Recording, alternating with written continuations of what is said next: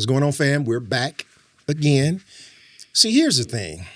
As black men, we know about black men because we are black men. But we're going to talk about something today that it just kind of touches us in a particular way. So the question is, can black people be racist? Y'all might wonder, can they? Some people say yes, some people say no. But we're going to talk about it today because we got some very interesting topics to cover in relation to that. So, B, can black people be racist? I'm going to go on a limb and say no. Okay. I'm going to put that as a no. I don't think so. I'm giving what I want to do too is just give the Webster's definition of racism. Y'all know how we do it. Mm-hmm. Racism is described as a prejudice, discrimination, or antagonism by an individual, community, or institution against a person or people on the basis of their membership in a particular racial or ethnic group, typically one that is a minority or marginalized group. You still say black people can't be racist? I'm going to double down. Okay. I'm going to double down. Mr. Jackson. I'm going to say that definition is racist. I like that. Because that's not what racism is. See, and that's the thing. You know what I thought about when I saw it was a non-minority, a non-marginalized person wrote this. Yeah. Webster. Based upon what they thought would be. But being black, we know. And experiencing it. Yes. We know racism is a system. Yes. Racism is a system of oppression. Which has been instituted since we got here. Well, it's been because race period is a construct. So that's a whole social construct, correct. But when you say racism, we know that there is power behind that prejudice. And I say no along with B because black people do not have that power to subjugate other races. Yeah, who can we disenfranchise? Well, that's the end of the show. But no, because it should be. Yeah, I was like, we can pack up. It should be, but you got black people, and what it turns out is, what it really is black folks trying to keep comfort to white folks, which is what we've been doing since we've been here. Our whole existence in a lot of white supremacist minds, I shouldn't say a lot of, in all white supremacist minds, is to keep them comfortable. And part of that is what has developed, in my opinion, into this cultural conditioning to where they have us where they want us to be. You know, because if we go to that definition in the book, talking about, minority and marginalized groups, we would have to have power over some other group in order for us to be racist. Bingo. Right. And what group has faced more racism than us? I mean, we got some new ones. We got, the Muslims, the trans community. But you talk about longevity.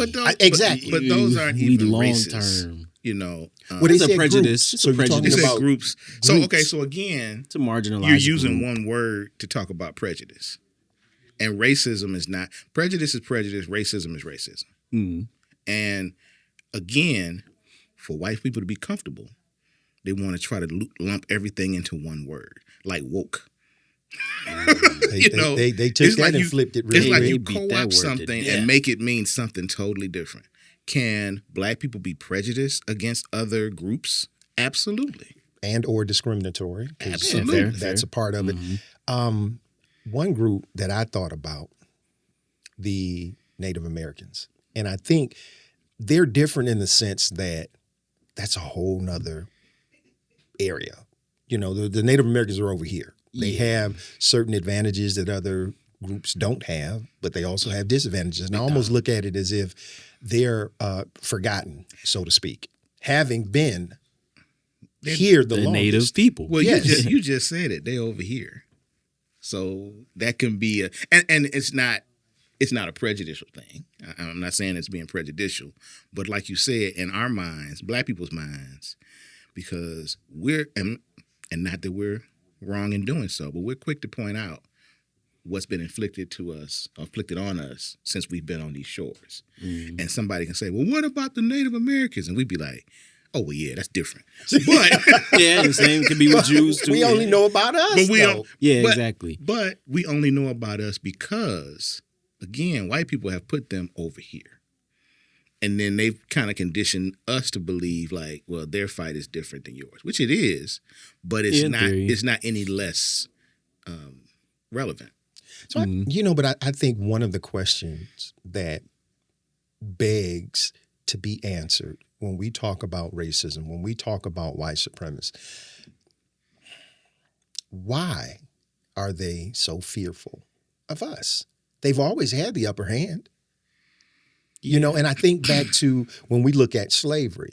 And, we real quick to say, man, if I was back there, slavery or civil rights, you wouldn't have done nothing. You would have been running just like the rest of them. Yeah. So it took a special person to be a Nat Turner, a Sojourner Truth, Harriet Tubman.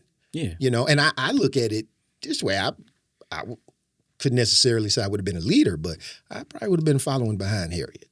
I could run fast. Or Nat. Yeah. Yeah. I mean, and I think that ultimately we have to answer that question. Why? Why are you so afraid of us? I think it starts back, a little bit after the slavery thing, and I can't remember like the exact He said the years. slavery thing. But no, follow me where I'm going. Follow me where I'm going. Okay. So, because I don't know. No, you sound like one of them. No, it's not. I'm not talking about slavery itself. It's just like the aftermath of slavery. And I don't know what you want to call that period, but Reconstruction. No, just when they were like starting the abolishment, because there was there was a smaller slave trade, I believe, in Haiti, where they started freeing slaves, and I don't remember. I'm not a historian, but that was the premise that of that was a revolution. Yes, the premise was they don't play. They was like, wait a minute, these slaves bucked back when they got some freedom, and they got back to the mainland. So they saw a controlled incident, which brewed that fear, and I think that fear somehow, I don't know what you want to call it, but I think that fear passed down to like, wait a minute, we did these people wrong, we pissed them off for how long, and if they get freedom or equality, are they going to kill us, do the same thing to us, do worse to us, what they going to do to our kids? And I think that just furloughed its way down to today. Yeah, I would agree with that, except Reconstruction. During the period of Reconstruction, when black slaves, blacks who were enslaved were freed. There was no mass insurrections. There were no mass killings. But there was a fear. The fear was very real. But the fear was of equality. That too, because we started to do for ourselves. We farmed our own lands. We ran and were politicians and governors and senators, and we settled towns, and we began to assimilate into this society and be equal to and or surpass white people. Because they saw that once we were given our own, we could cultivate, we could grow, we could educate. And having been, if you talk about a Rosewood, you talk about a Black Wall Street, they saw that, hey, why can't we do these that? black folks is getting they're getting a little uppity. And if you the fear is not of violence, the fear is of equality and superiority, and they can't have that. But you know what gets me too is at the end of the day, like I said, we start the race off behind the 8 ball. You know, they already have a 10-second head start. So I have to wonder though, if you 10-second head start in a 40-yard dash. That's an understatement. So it's almost as if, you know, the things that we say, they're trying to control the narrative. So they're telling us, you know, you had to tell us we was free once we figured out, hey, we free. You can go and do that. You know, but now you have what I consider to be, I think we went through phases when we, you know, talk about racism. Back in the day, it was overt. It was in your face. Oh, yeah. You know, all the way up through civil rights.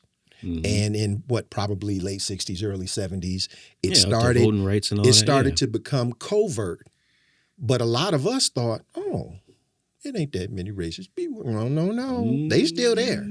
So now with the clown that we have as a president, he has emboldened these people his people, MAGA, a lot of white folks too, to think that, oh yeah, we can go back. We can say what we want to say. Because he says what he wants to say and there's no retribution. Yeah, but we all know that you can't be out here in these streets using the N-word with the hard R. and not getting some retribution. Talk to, addressed. No. But most people will try to lay hands on you. But why not though?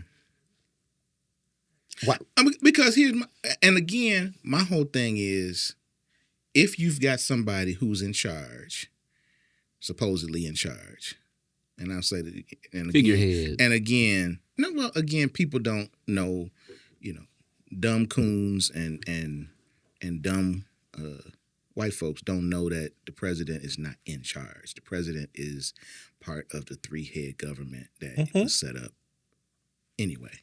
But when you got somebody who, like you said, who's they ain't even go to civics, what's that? Yeah. But okay, let's just say, like you said, a figurehead, the person who's, on top.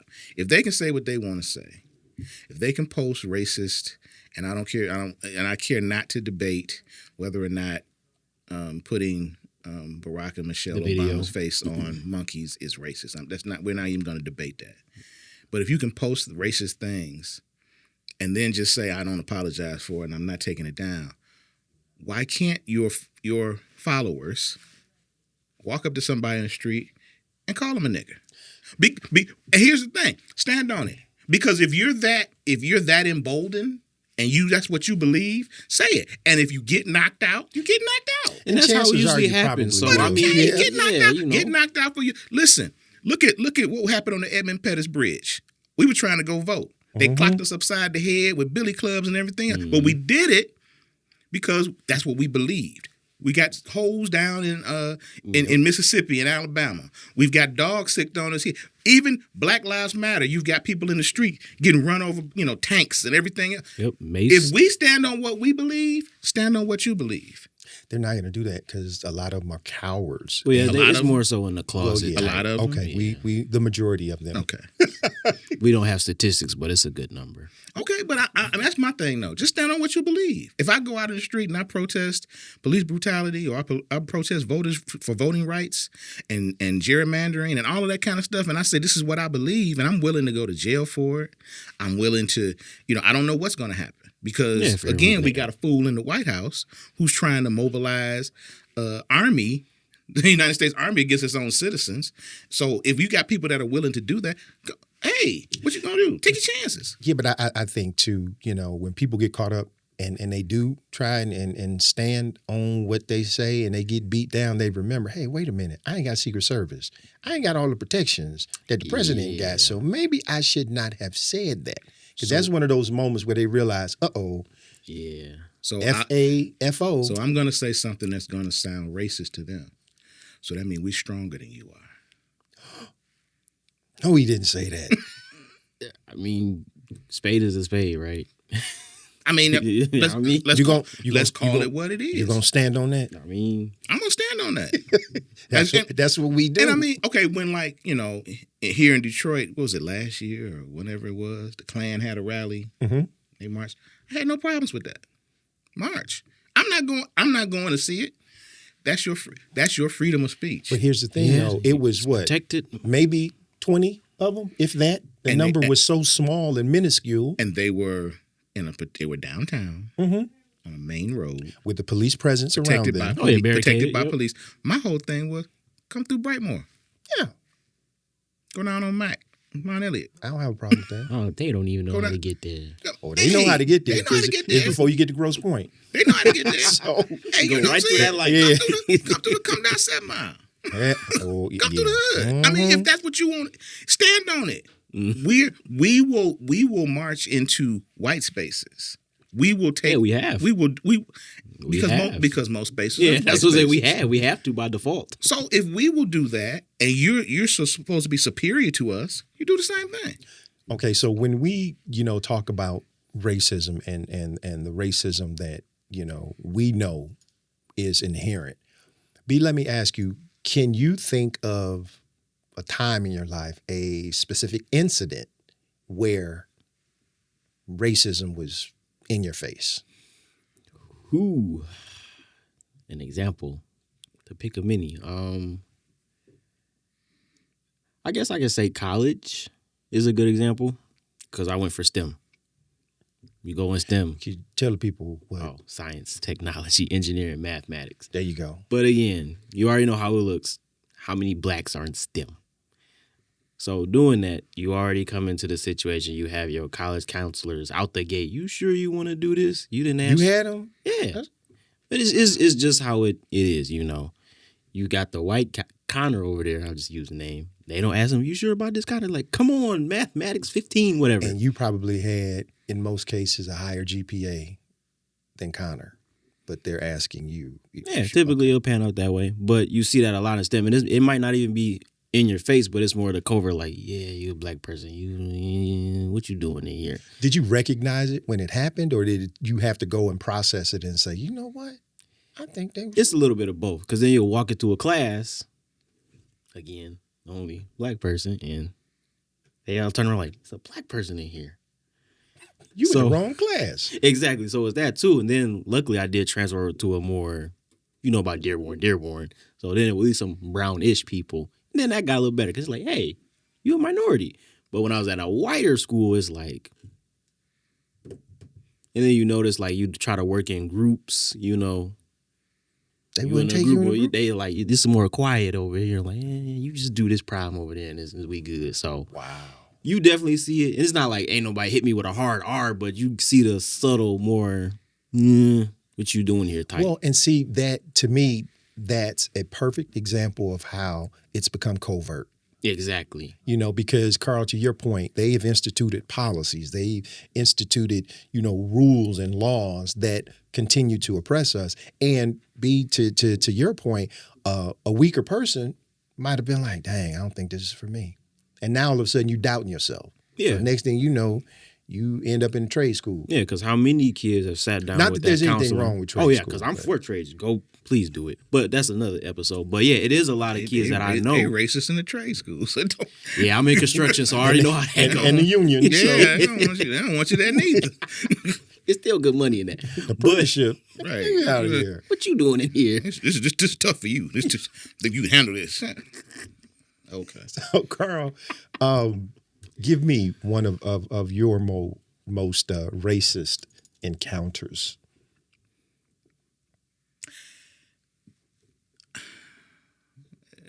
One that sticks out is it was in the work. Actually, it was at work, and it was with Corporate America?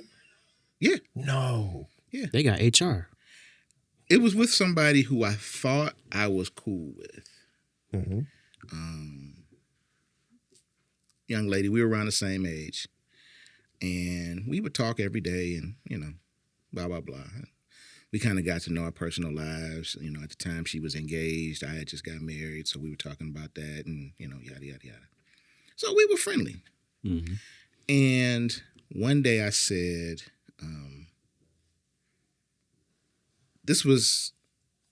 there are a myriad of things wrong with this. And she started laughing. And she said, what did you say? I said, there's a myriad of things wrong with this. And she said, that's not a word. I said, what do you mean it's not a word? I've never heard that word before. It's not a word. I said, what are you talking about? It is a word. No, it's not. No, and it was like very dismissive. And I'm saying to myself, am I being punked? It's like, what are you talking about? Vocabulary. So you're going to, and I Hey, said, boy, so it's not a again, that switch flipped in my head. I'm like, so wait a minute. Are you trying to tell me that I don't know what I'm saying? And I really wanted to get to the point where it's like, I got a college degree and you talking about you struggling at your classes at Macomb Community College. So That's egregious. Not that there's anything wrong with community college. I mean, I'm not, but The vernacular. but at the same time, I could have been teaching there. And you trying to tell Could have me, been her adjunct teacher. So then after that encounter, I just started, it was just little things that she would, I guess Back then, I didn't know they were called microaggressions. Yep. But that's That's what a they word. were. Yep, They were that's just a good- little things that would kind of be like, oh, you can't possibly know this. Or you can't possibly, because it's like, what are you talking about? And I said, oh, I see. I see what this is. Mm. You know. She said something about, I was trying to give her some facts, and it was out of a book that I had read or was reading at the time. And she dismissed the book because the author of the book had a African name. I was like, oh, that's not true. This is taken from the United States Census. This is like that. Oh, it's not true. She might not know what the census is. But I did, But and you're trying to tell me that I don't. So I after that, our conversations kind of just trailed off after that, because I'm like, I see what this is. And what again, in my mind, and I don't know if this is true or not, but in my mind, I made this up. I was here to entertain you. Yeah. Because we did laugh and joke a lot of times. So as long as I was entertaining to you, it was fine. But if I start to show that I have some Semblance of intelligence. Exactly. Oh, well, it's semblance. It's no longer That's fun. not a word. How you spell that? Right. How you spell CYMBO. So And you know what? It that segues into one of mine, and I know we have all probably faced this.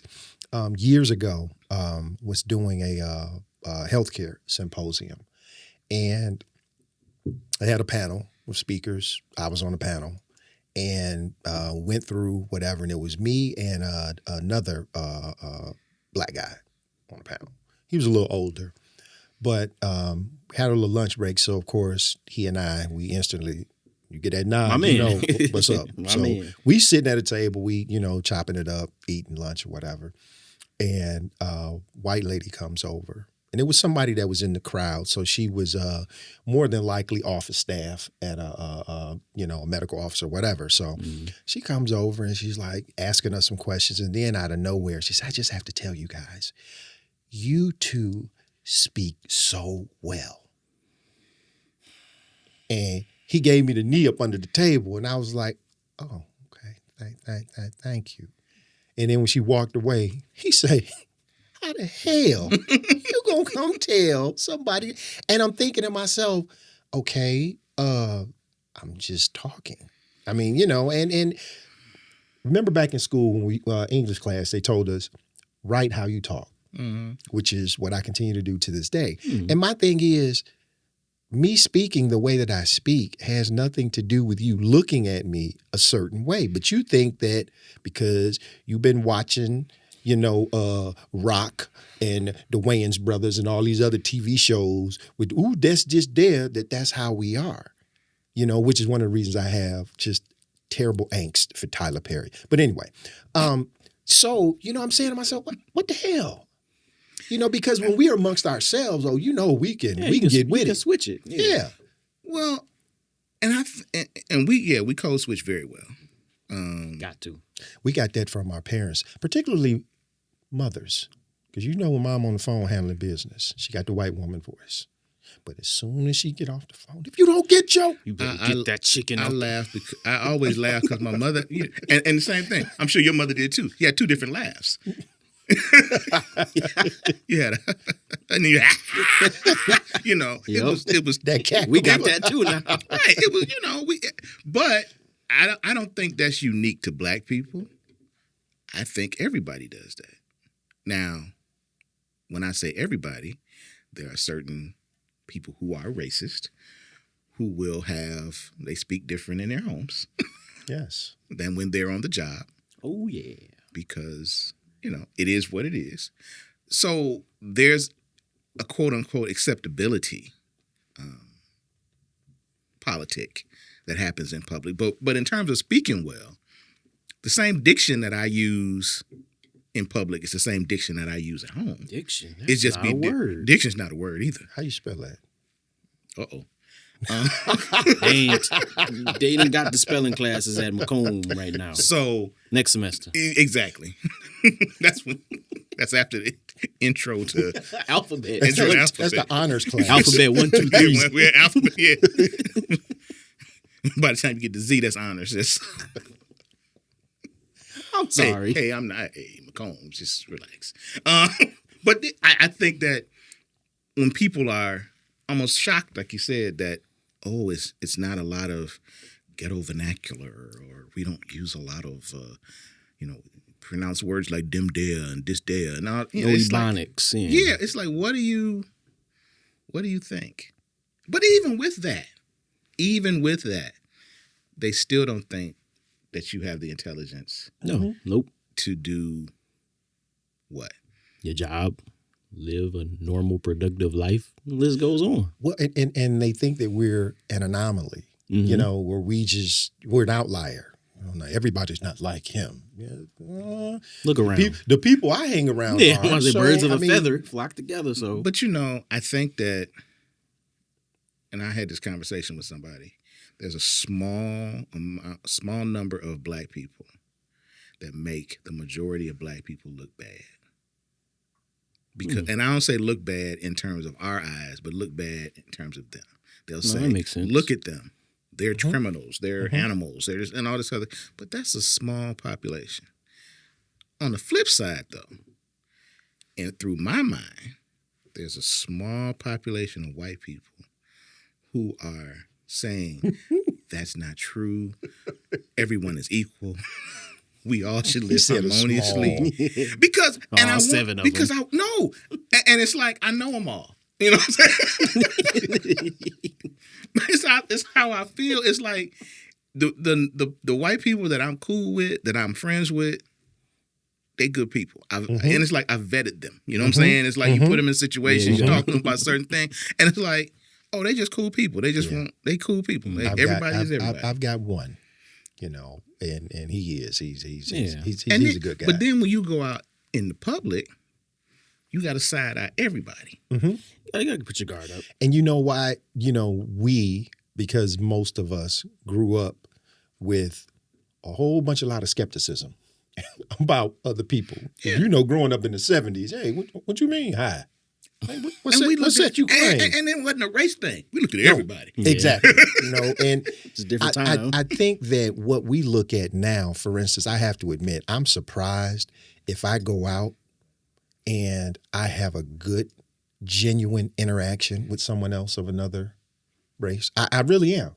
If I'm standing somewhere and a white person and we strike up a conversation and I'm saying to myself, because you can feel the genuineness, you can feel the sincerity. But what that tells me too is that the world isn't as bad as a lot of people want to make it out to be. Agreed, 100%. And because of this goofball that's in, that's at 1600 Pennsylvania, he's making it seem like there's this big divide.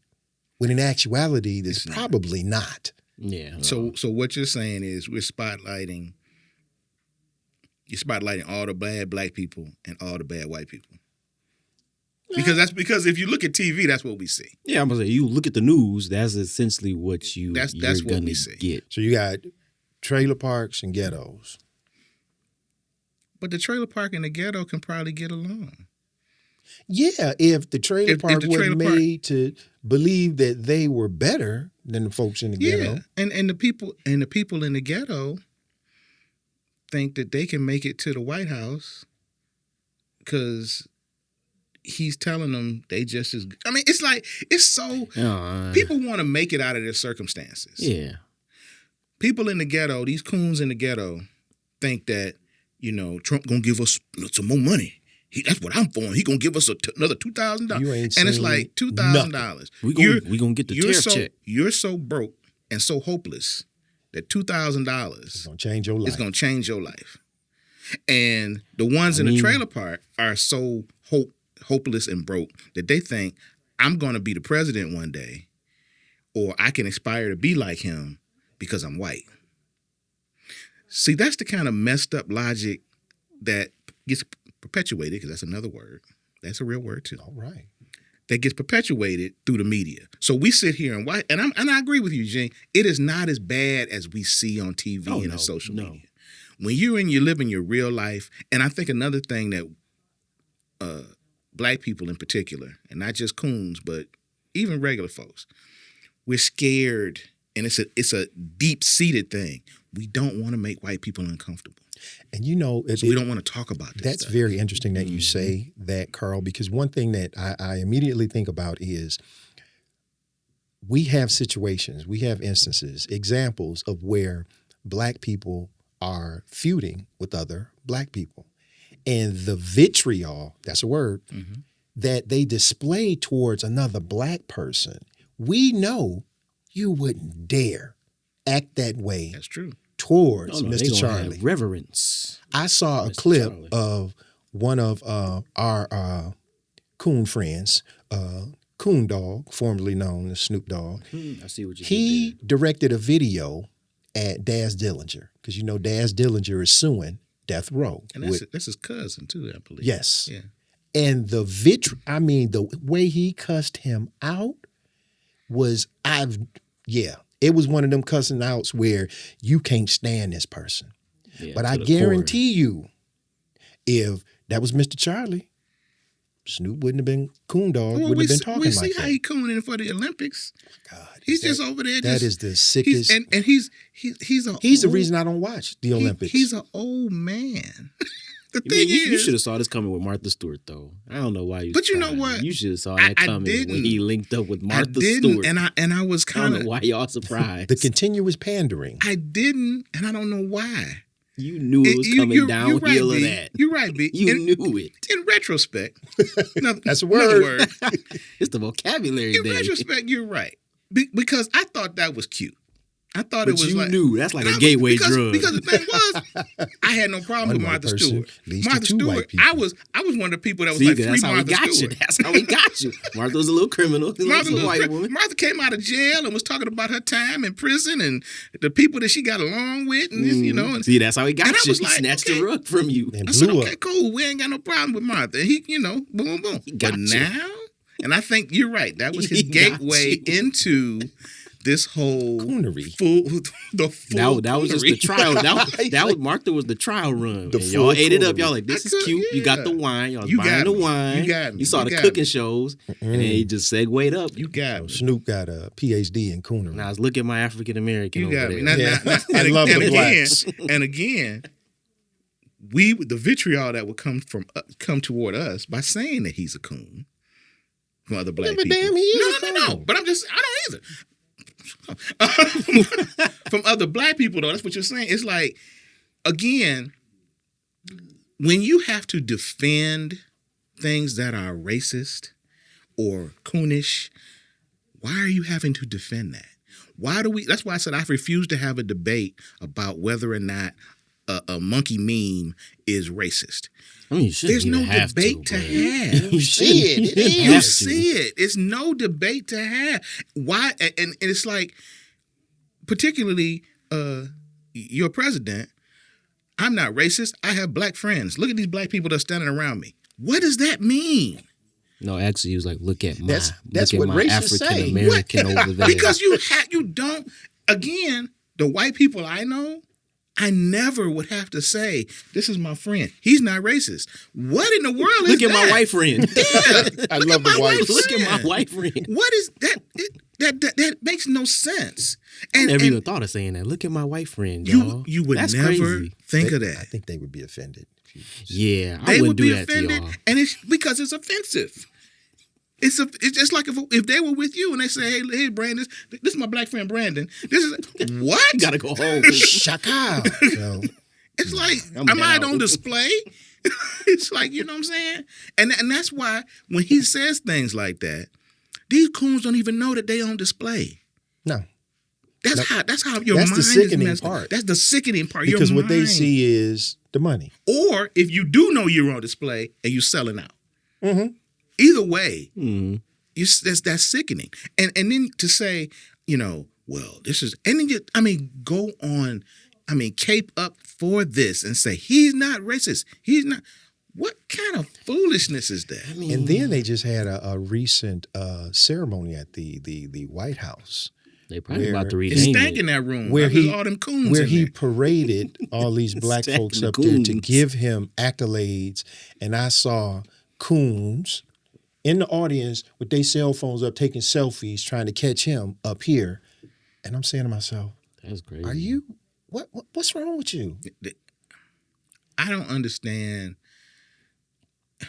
I don't understand being so fascinated with having the proximity to power with none of the benefits. I think it's like some sort of high people get, you know. But it's not.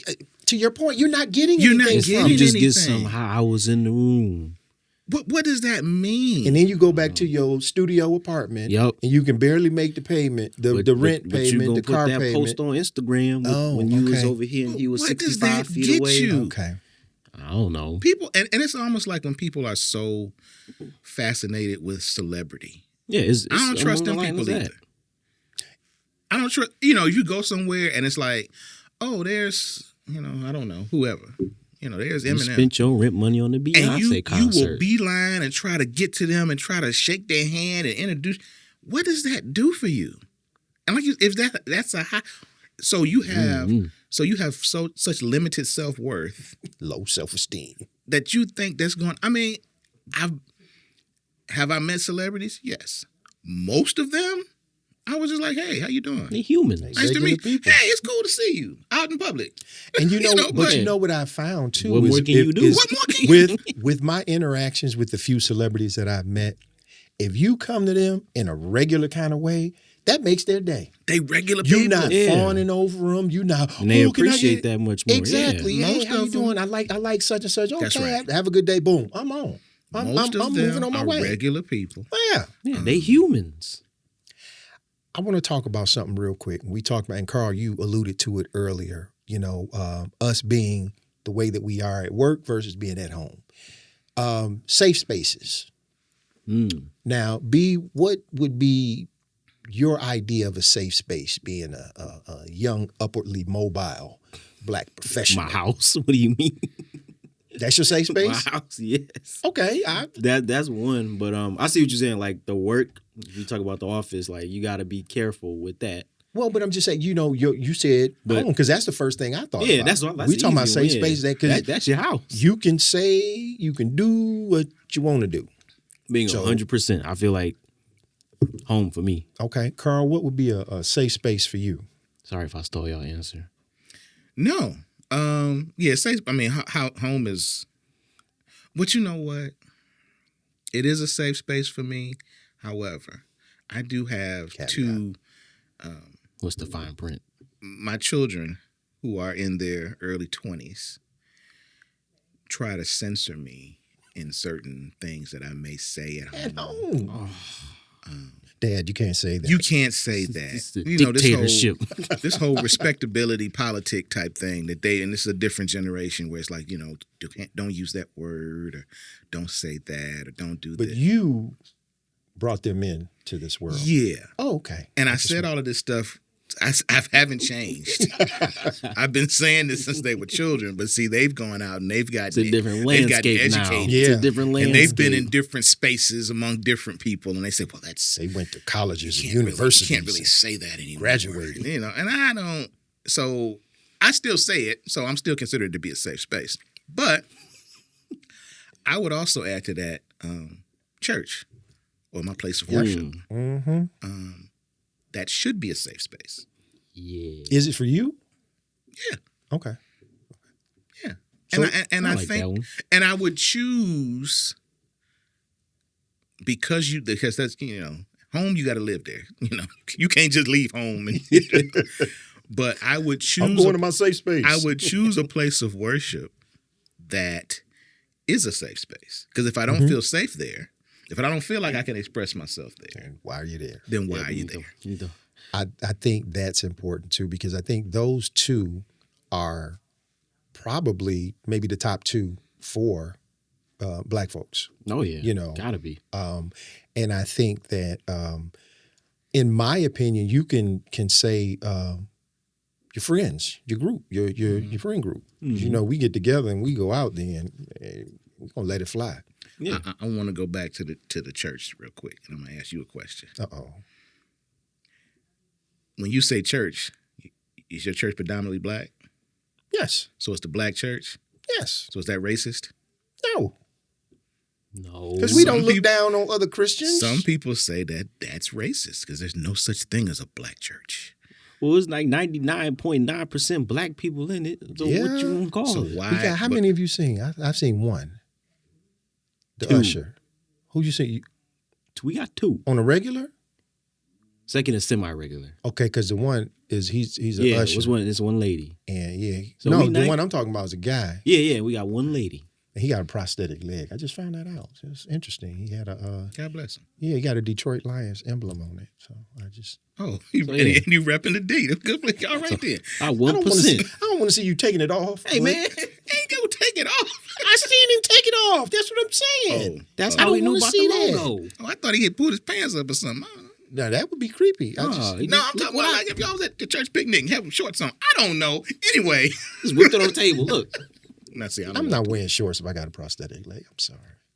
Hey I man, wear jogging pants, but I'm not wearing no shorts. You know you don't see somebody out in the They got summertime. them ones now that's like bionic. So I had to show. I know you gonna see that Terminator You boy. listen. If I done pay, and they cost a lot of money. If I done pay a lot of money, for it, you gonna see these- you gonna see Maybe it. walking around like LL Cool J used to. Yeah, you gonna see that boy.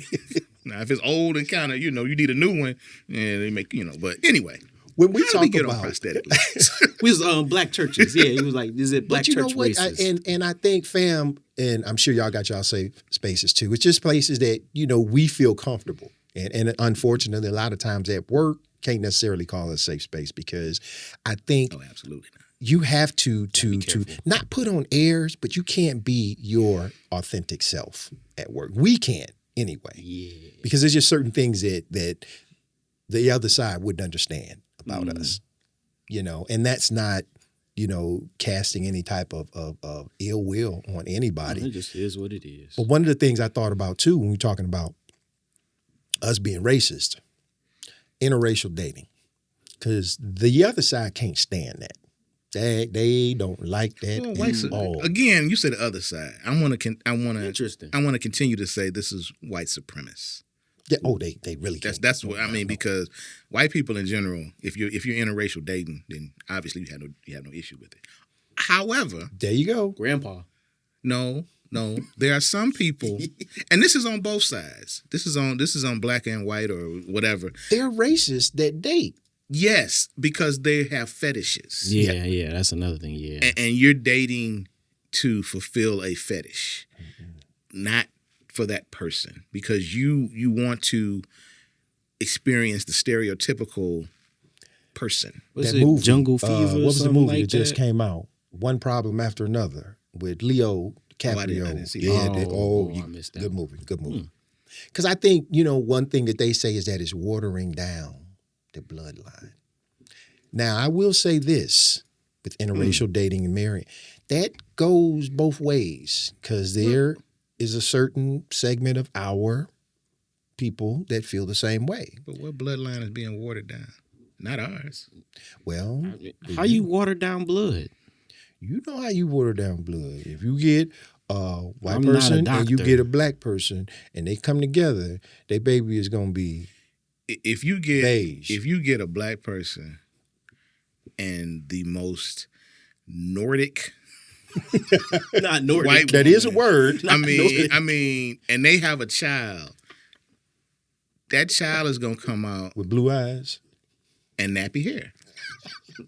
I mean, no, Viking. that black gene is going to be dominant in that child. So that's why I said, who's being watered down? Well, let me ask this question though, in terms of that.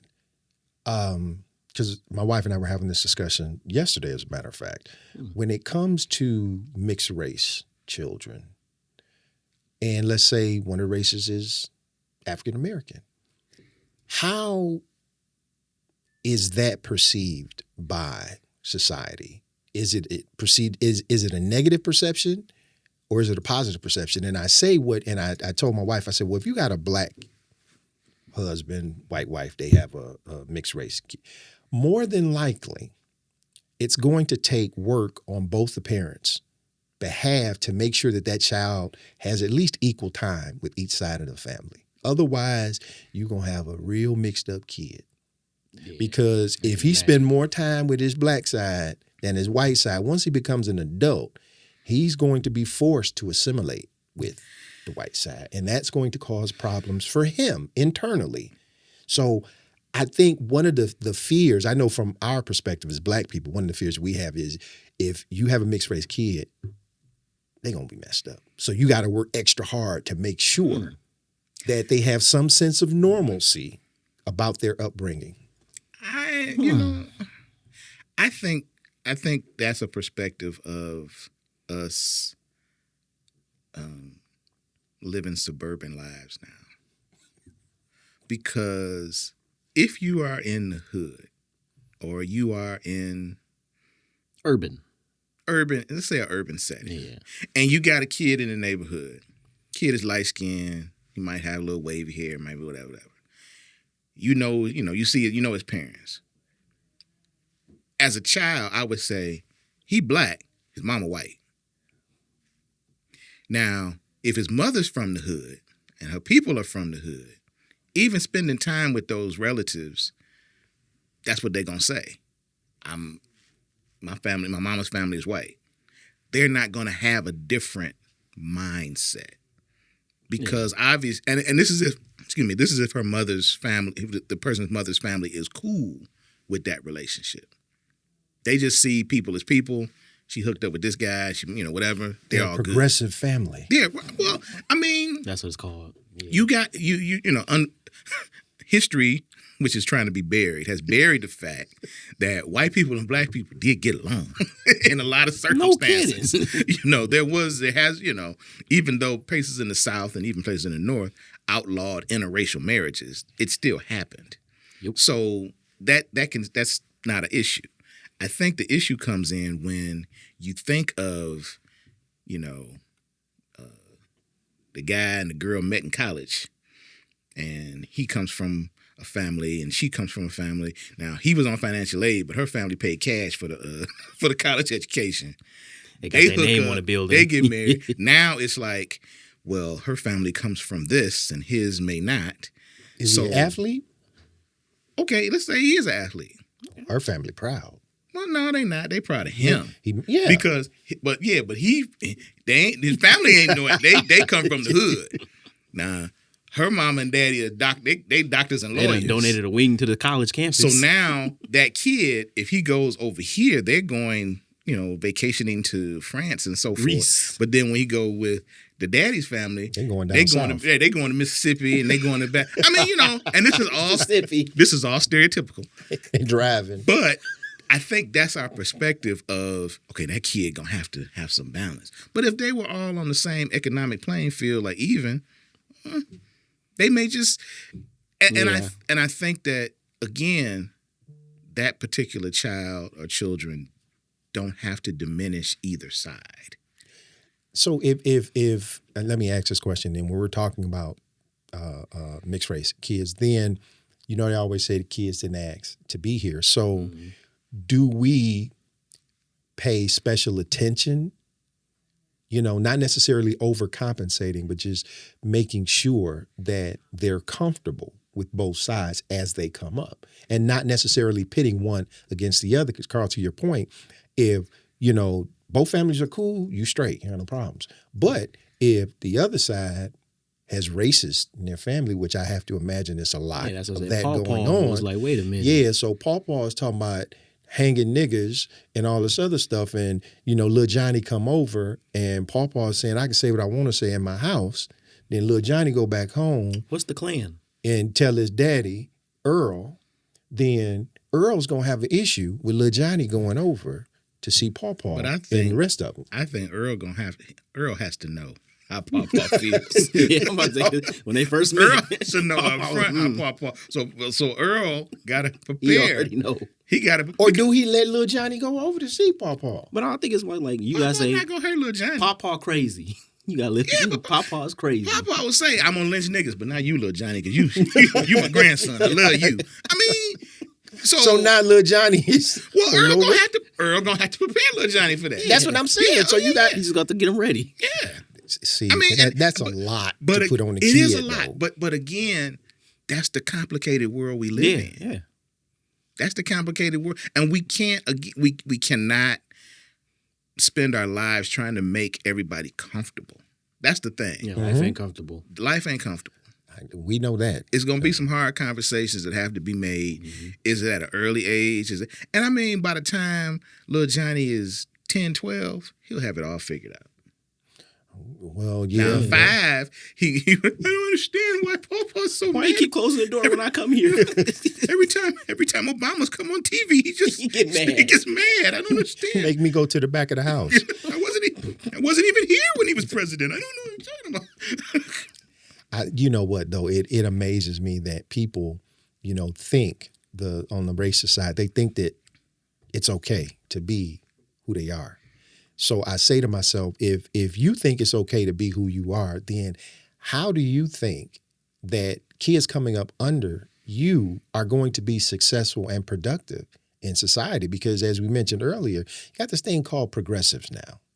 So, everybody wants to be inclusive and all this, but you still have a certain segment of our population that wants to be separated. Yeah, that's why they say DEI must die. They're trying to undo it. Carl, like we talked about on the previous show, I mean, we wouldn't mind being said, give us some land, give us, a couple of states and just let us be and watch how it turns out. And I don't, and as we talked about then, I don't think that's really what white supremacists want.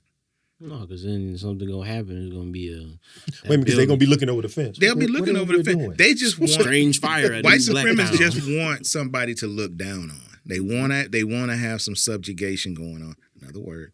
That a real word? But they don't want separate because again, if we take everything, because we've had it, we can do for ourselves. Yeah. We can do things on our own. We can be self-sufficient, even in this land. Yes. So. If that's the case, the whole assimilation thing was a whole separate but equal because we couldn't get, if we're paying taxes to this government, we should be able to have the same benefits of the government. That's the whole issue. That's the whole issue. Now, if you want to separate us and we have our own tax codes and our own system, that's something different. But if I'm going to pay taxes, I'm going to get the same benefits as anybody else. Yep. That's what this is about. The same taxes, vote for the same people. So if you really, and we have, like I said, we have separatism. We have, people that move off into their own neighborhoods. Yeah, you live off the grid and whatnot. And I ain't got no problems with that. I'm not looking to see what Billy Bob is doing. Don't give a damn. I watched Bad Bunny. Didn't understand a word of what he said, but I'm not gonna watch. I'm not gonna watch Robert Ritchie. Oh, you didn't watch the other halftime? Singing in front of I missed that 200 people that they paid to be there on YouTube. That was taped a week before it even happened. Nobody watched that crap. Nobody. I mean, who's gonna watch that? And that's the thing. Who do you want to see? Do you want to see them? Nah, I was watching the Bad Bunny And like you said, I don't. It's not in my head. I hear my mi corazón. Okay, I know that part. See the trees moving and dance. I was like, hey, I don't know what he said, but I'll watch it 12 times before I look at this country crap. And nothing wrong with country music, but we just don't endorse Kid Rock. So yeah, he can Richie. Stay out there. Yeah, Rob Ritchie. We have to get to a point when we're talking about racism to where we talk about it and not be afraid. Because I think sometimes people don't, it's a forbidden topic. They don't want to talk about it. Like it's not there. And I think, and some people say it's not. I'll ask you guys, do you think racism is going to exist forever? I mean, do you ever see light at the end of the tunnel when it comes to racism? I mean, essentially, the country we live on was built on it. So it's like in this DNA of where we are. So no, it's part of it. So you don't think you can erase racism? You're going to have to tear down all those statues in the South. You're going to have to reprogram people's minds. It's too much. You think it'll ever cease to exist? No. No, I don't because To burn all the history books. Unfortunately, throughout the history of man, somebody has to be superior to somebody else. Even before race started, even before this construct of race started, you had tribes, you had, religious groups, you had everything. Somebody has to feel that they're superior to somebody else. So race is the latest thing in a long evolution of superiority politic. Yeah. So it's not going to go away. What I would like to see is people be honest about it. Yes, I agree. I'm racist. And I'm not saying I'm racist, but I'm just saying because we can't be. Because again, I can't be racist. But just say I'm racist. I don't like this. I don't like. And even if in a corporate sense, even if I don't like you, doesn't mean like you because you're black or whatever. Doesn't mean I can't work with you. Yes. Yeah, we here to make money. We here to make money. Mm-hmm. We here to do because exactly. You going to your spot. I'm going to my spot. Make money. We not going. We no. I don't problem. need to sit next to you. I don't need to sit next to you. Yeah, that's I don't need. I drink bottled water, so I don't need the same fountain. I don't need nothing. You know what I'm saying? Need the fountain. Wait a minute. Don't slick. Well, now they got the fountains with the filtered. With the filter, right? So it doesn't matter. I just want people to be honest about their feelings, and I can know up front, like you said, overt racism. Got no problem with it. I don't like niggers.